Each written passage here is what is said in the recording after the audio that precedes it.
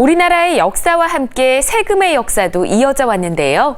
역사 속에서 만난 세금 이야기. 오늘 NTS 스페셜에서는 삼국시대 조세제도에 대해 알아봅니다.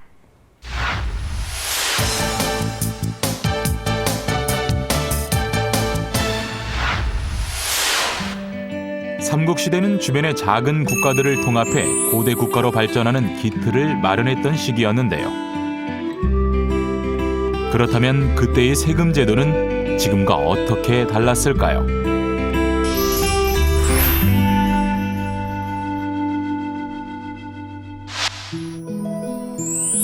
인류가 곡물을 경작하고 정착 생활을 시작하면서 세금의 역사도 시작됐습니다.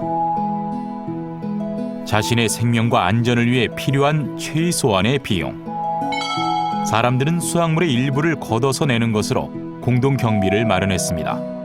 바로 지금 우리가 내는 세금처럼 말이죠. 한국유사를 통해 단군왕검이 고조선을 건국하기 이전부터 농업을 중시하고 이 농업이 바로 당시 조세와 관련이 깊다는 것을 알 수 있습니다. 그리고 사만 지역을 보면 저소지 유적이 많이 남아있고 저소지와 관련되어 있는 벼농사에 노동력 동원이 함께 이루어졌음을 알 수 있는데요. 당시 노동력이 일종의 세금으로 납부한 것으로 추측해 볼 수 있습니다. 삼국이 고대 국가를 형성하는 과정에서 도입된 조세제도 조용조는 19세기 말까지 우리나라 세금 제도의 기본이 되었습니다. 조는 토지 면적 등에 따라 세금을 부과해 쌀로 징수하는 것이었습니다. 그리고 성인 남자를 대상으로 노동력이나 부역을 대신해 대납물을 징수하는 것이 용이고, 가구를 기준으로 수공업 제품이나 지역 특산물을 내는 것이 조입니다. 그렇다면 삼국시대 각 나라의 세금 제도에는 어떤 특징이 있었을까요? 고구려는 인적 자원에 대한 세금 부과가 일반적이었습니다. 토지에 대해 매기는 세금은 빈부에 따라 차이를 두었고, 형벌에 따른 재산 몰수도 있었습니다. 백제는 생산물의 종류에 따라 곡물 등의 물건으로 납부하는 조세 제도를 시행했습니다. 부역을 대신해 배나 무명 등을 걷는 것은 고구려와 비슷했습니다. 신라는 토지의 생산물인 곡물과 작물의 원료 등의 현물세를 부과했습니다. 또 농경지 수에 따라 토지 면적에 세금을 부과한 경무제와 생산량에 따라 부과하는 결부제를 병행했습니다. 각 나라에서 발견된 유물에서도 삼국시대의 세금 제도를 살펴볼 수 있습니다.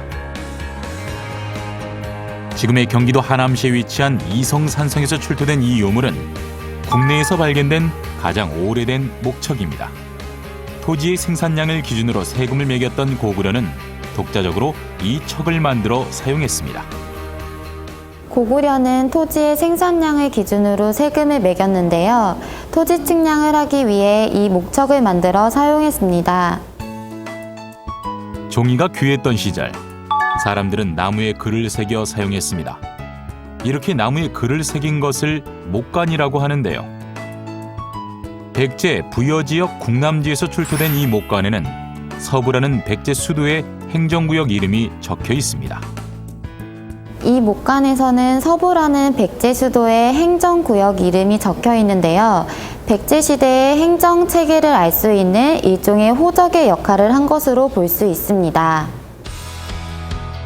이러한 목간은 신라 시대에서도 발견할 수 있습니다.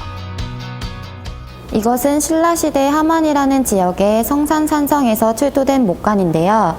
이 지역에서 출토된 목간들은 대체로 낙동강, 상중류 지역에서 물길을 이용해 상주 지역으로 보낸 보리나 피 등 세곡의 종류와 수량을 기록한 꼬리표입니다.